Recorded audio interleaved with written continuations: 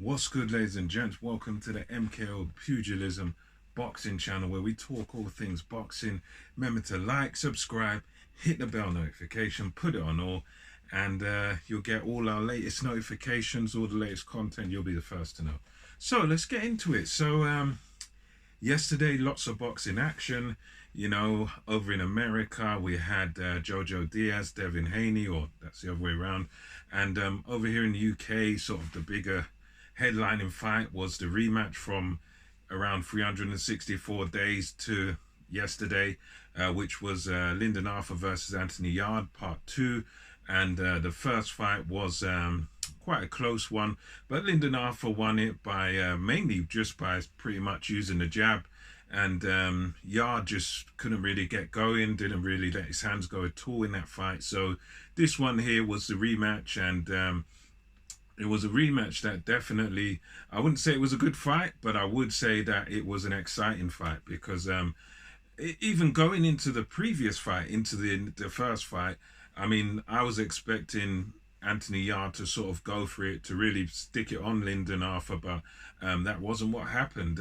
Mental issues there. He went through tough times with his family, and this time he came with a fresh attitude. He came with a determination.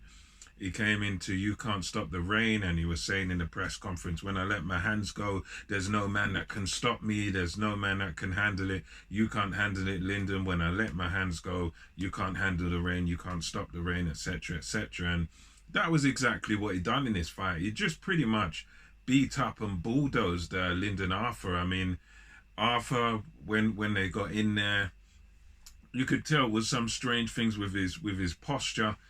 He was kind of crouching down, squatting down in the corner before the fight started. And, Yarde was just cocksure of himself, just so secure in what he was doing. First bell rings and Yarde just sticks it straight on him and just goes straight after him. I mean, Arthur kind of looked a bit jittery in the ring. I mean, a lot of, his movement was it was a bit like he was almost scared or intimidated by Yarde. I think probably scared is a wrong term to use because all the boxers are going there when they're brave and they go there to do damage. But you could tell he was very respectful and very wary of Yarde, so he was all a bit jittery. But Yarde just basically jumped straight on him, used the jab to get in quite effectively, and other times he just darts straight in. He just stepped forward, and before Lyndon Arthur could blink, Yarde was already on him. He started to land his bombs from early on. He done impressive stuff like going to the body. The hooks were beautiful, and he just basically, for me, even in that first round, he just kind of broke Lyndon Arthur down really, because he just went straight onto him, straight in there with combinations.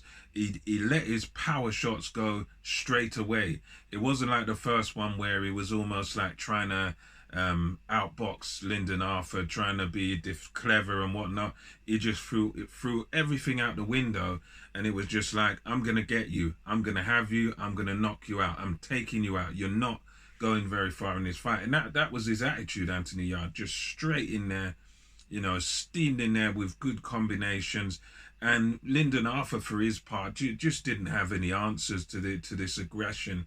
You could just tell there was a tremendous gap in the strength, because Arthur, he did kind of try to hold on to Yarde at sometimes, which is a good thing to do when the man's close, and the man needs to be close to do his best work on you. If you can sort of hold him, or sort of grab him, hold him, push him back, turn him, do something like that. And he needed to do something to just stop the rhythm that Yarde had in this fight. But yeah, unfortunately for Arthur, he just couldn't do anything.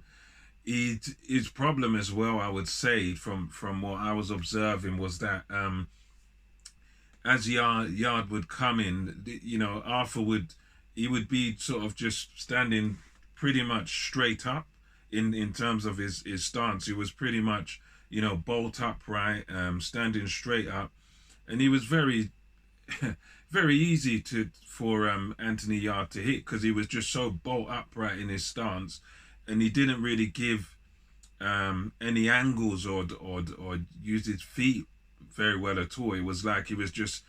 It was almost like he was just kind of stunned by the ferocity of Anthony Yarde to the point where he couldn't sort of do what he needed to do. Because I felt looking at it, I know it's easier said than done, but I felt looking at it, I wanted to see him try and line Yarde up for, throw some right hands, as Yarde comes in.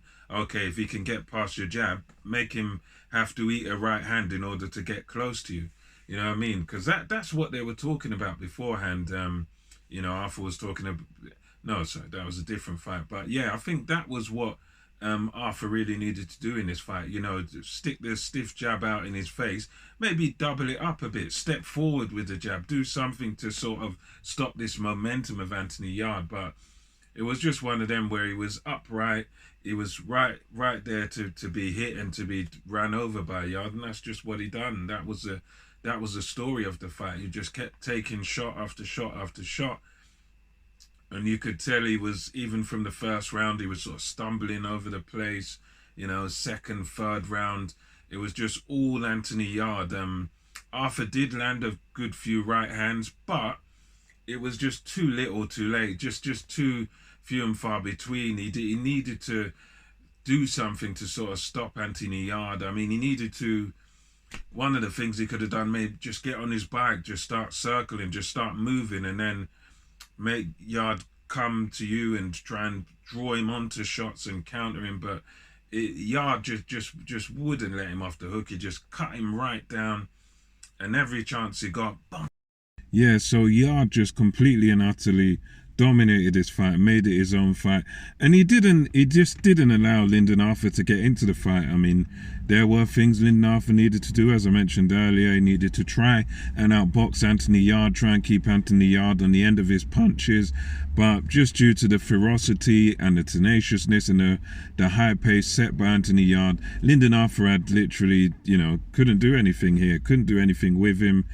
And Yarde just swarms all over him, batters him down to the floor in round 4, and it just looked like that was it for Arthur. And he tries to get up, and it looked like he looked dejected, but it looked like he got up before the count of 10 from my reckoning. But anyway, the referee just waved it off, and the way you can tell with fighters as to whether they're finished is whether they protest, and Lyndon Arthur did not protest. It was just over for him, and that's what happened there, guys. Anthony Yarde takes out Lyndon Arthur in 4 rounds. Very, very, it was easy work for Anthony Yarde. There was no real threat there against him or whatnot. It was just pretty simple. Go forward, stick it on Lyndon Arthur, and Lyndon Arthur folded there. It's no disgrace for Lyndon Arthur. He can, do something else for, I don't know what sort of level, maybe domestic level. But as for Anthony Yarde, he's now got the opportunity to face either Callum Johnson or Joe Smith Jr. In an IBF world title fight. So that's a bright hope for Anthony Yarde. He can go back up to world title level. And for me, either one of those guys will be tough. I think you've got to say Joe Smith Jr. is going to more than likely win that fight against Callum Johnson. But I think, either one of those would be a great fight for Anthony Yarde. And I'd give him a shot against either one of those guys. Just as long as he just gets his tactics right, why not? Why not? He could jump on and beat one of those guys. We'll see. But yeah, let me know your thoughts on the fight. And until next time, it's MKO Pugilism over and out.